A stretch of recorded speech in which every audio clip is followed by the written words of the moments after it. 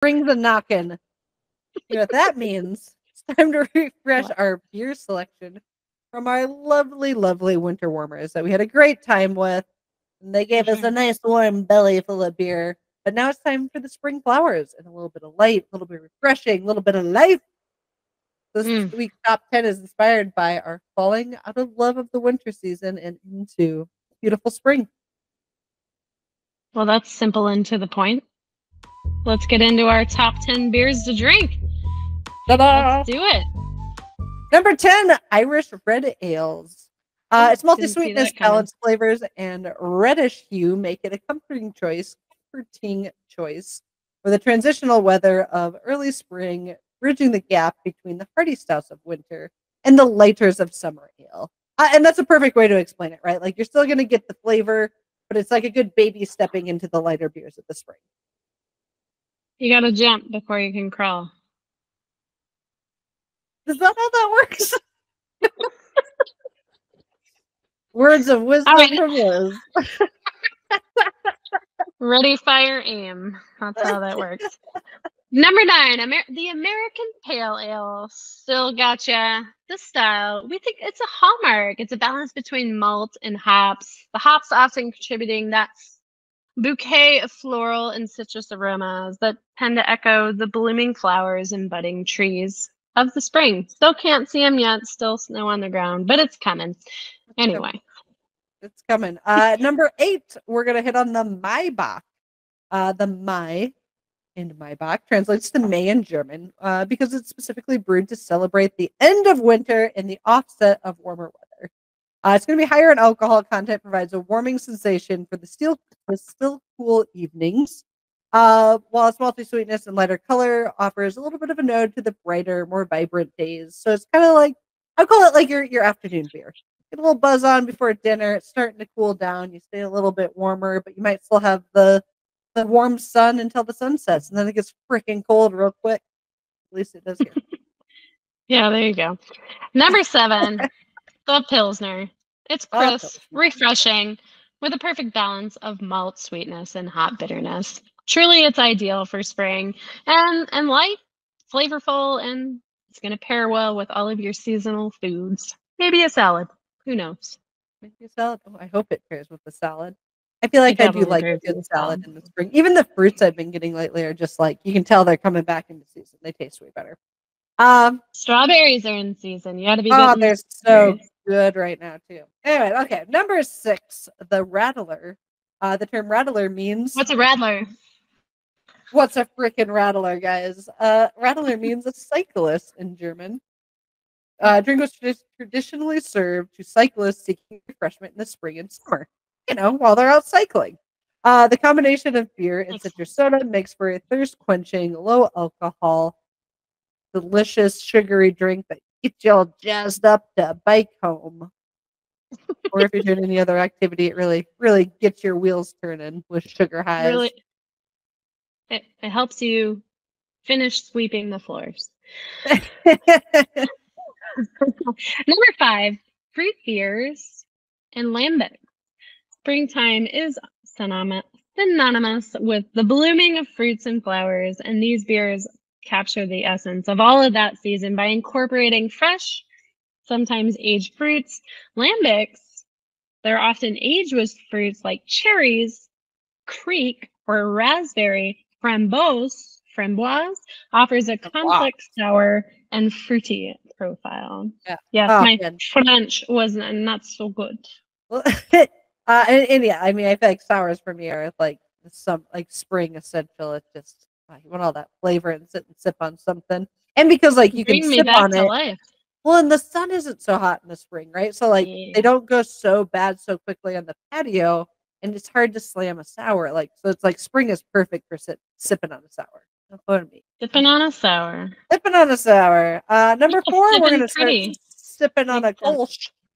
Oh yes, Kolsch. Kolsch is perfect for the spring because it's light in body, crisp, clean. It has a little bit of fruitiness, and it's a great spring beer. More of that like hot day, like get that refreshing, delicious beer in. Hot day, Kolsch nights. Oh, that's lovely. I like that. Number 3, the saison. It has a lively carbonation, fruity and spicy yeast character, and a refreshing dry finish, making it an ideal companion for the renewal that spring brings. No longer is it death that you see, but a renewal in spring. You could probably cut that. I just kind of came out of me. My bad. The southern drawl just came out of Liz there. Hey, Donna, do you want to say something? All right. All right, number 2, the old wit beer, also known as a white beer. What? It often is hazy, light in appearance, brewed with unmalted wheat, coriander, and orange peel. As we said, it's going to have a light body, citrusy, slightly spiced. And it's kind of just a reminiscence of spring and the fresh zest and bright character. Kind of like a good, not quite as strong as, say, like a Hefeweizen. A little bit lighter.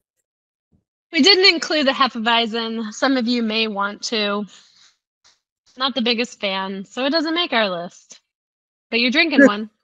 Well, because it was in the box, and I said, I will drink. It's here. Oh, so it's not number 1? It's pretty good. You what? Go ahead, sorry.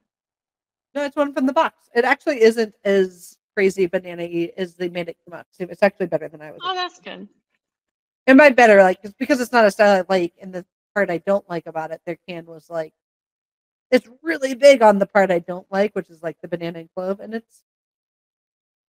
it smells more banana than it's like tasty. Maybe my palate's just changed. I also have like a slight stuffy nose, but like it's more mild than I was expecting. That's good. It probably means it's good to have a Hefeweizen. I feel like some people just fuck it up. You know what I mean? Yeah, I mean, it's still a lot of banana and clove in it compared to like some that I would say I would drink more regularly, but I don't drink Hefeweizens regularly anyways, but I've had some that almost taste like a runt, and those are awful. Those are disgusting. Oh, you don't like runts? No, I do, but not when it's a beer. Fair. Unless it was a sour. Maybe a sour banana. Sour banana. Ooh. Ooh. All right. We'll try it. Number 1 is the Gose. The Gose. Gose. This one has a unique combination. A little bit of sour, a little bit of salty, and when brewed with spring fruits, it becomes a celebration of new growth and renewal that the season often represents. It has that refreshing and invigorating drinking experience, right? You're on the patio, you want a refreshing, you want something because maybe it's a little bit chilly up, but the sun's shining in. You want to be invigorating. I like that little bit of sour. I like that little bit of salt. Takes me to the next stage of the day. Yeah. The Gose is the number 1. The Gose is the way to goes. Those are the spring beers you should be drinking for sure. Yep. Yeah. It's a great way to kind of like kick off your spring and take it to the next level and get it just started.